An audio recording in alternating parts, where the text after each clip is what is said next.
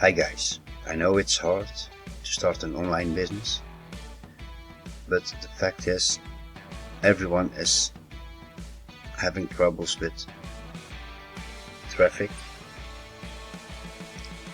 leads, and getting eyeballs. So the most important thing is whatever company or whatever product you promote, you have to have visitors. You can buy traffic and you also can get organic traffic.